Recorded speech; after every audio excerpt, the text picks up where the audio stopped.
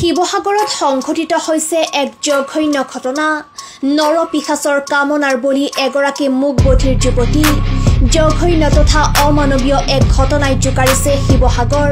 প্ৰাপ্ত তথ্য অনুসৰি এটা ঘৰত অকলশৰীয়াকৈ বাস কৰা মুকবধিৰ যুৱতীগৰাকীৰ ওপৰত দীৰ্ঘ সময় ধৰি চলিছিল যৌন উৎপীড়ন।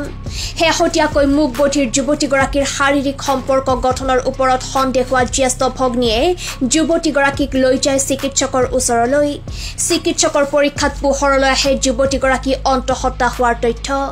ঘটনাৰ সন্দৰ্ভত কালি নিশা সদৰ আৰক্ষী থানাত মুকবধিৰ যুৱতীগৰাকীৰ পৰিয়ালে দাখিল কৰিছে এজাহাৰ। আৰক্ষীয়ে নিশাই যুৱতীগৰাকীয়ে দিয়া ইংগিত অনুসৰি ৰৌচন কুমাৰ নামৰ এজন যুৱকক গ্ৰেপ্তাৰ কৰিছে। আনহাতে দুভাষীৰ জৰিয়তে মুকবধিৰ যুৱতীগৰাকীৰ পৰা ভাষ্য গ্ৰহণ কৰা হ'ব, যাক লৈ এতিয়া সৰ্বতে প্ৰতিক্ৰিয়া অব্যাহত আছে।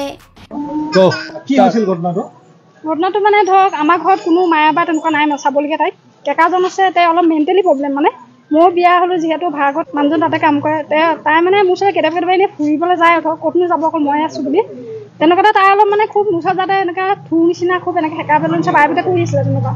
তাৰপৰা তাই সুধোতে তাই ক'লে মোৰ টনচিল হৈছে, তই ডক্টৰ ওচৰত লৈ যাবি। মই বোলো হ'ব বাৰু লৈ যাম। তাই ধৰক এইবোৰ কথা এনেকৈ গম নাপায় চাগে, কি হয় কি কথা, এইবোৰ কথা বুজি পোৱা নাই চাগে তাই। তাৰপৰা যেতিয়া তাই বহুত দিন ওচৰত যোৱা নাই, মই সুধিলোঁ ঘৰৰ ওচৰত কি হৈছে, তাই অহা নাই। তাই ক'লে যে তাই অলপ পেটটো ওলোৱা নিচিনা হৈছে, এনেকুৱা গাত থকা মানুহৰ নিচিনা হৈছে। তই অলপ চাবিচোন। কালি যেতিয়া মই আহিলোঁ প্ৰেগনেঞ্চি টেষ্ট কৰিলে দেখিলে পজিটিভ ওলাইছে। তাৰপৰা তাইক এনেকৈ ভয় চয় খুৱাই মেলি সুধিলোঁ। তাই তেতিয়া ৰৌচন কুমাৰ নামৰ ল'ৰাটোৰ নাম ধৰে, তেওঁ কৰিছে বুলি কৈছে কথাটো। আৰু বাৰে প্ৰতি তাই কৈছে তেওঁৱে হয়। অচিয়ে সুধোতে ইংগিতে আকাৰ ইংগিতে দেখাইছে, যিহেতু তাই বোবা আৰু কথা ক'ব নাজানে, কাণেও নুশুনে, সেইটো কাৰণে আকাৰ ইংগিতে কথা পাতে। তেওঁ মানে কি ছোৱালীজনী মুখে আৰু মাতিব নাজানে, কাণেও নুশুনে। তাই চাৰ্টিফিকেটো আছে, নুশুনে আৰু কথা ক'বও নোৱাৰে তাই। তাৰপিছত কি কৰিলা তোমালোকে? তাৰপৰা আমি তাই সুধোতে তাই দেখাই দিছে ৰুমটোলৈ নি পিনে, এই ল'ৰাজনে হয় বুলি 100 বাৰ কৈছে, এইটোৱে হয় এইটোৱে হয়। হাতত ধৰি টানি নি ঘৰৰ ভিতৰত নি কাপোৰ খুলিছে, এনেকৈ চব কৰিছে তাই। তাৰপৰা আমি লগালগ ল'ৰাটোক আনি থানাত চমজাই দিছোঁ।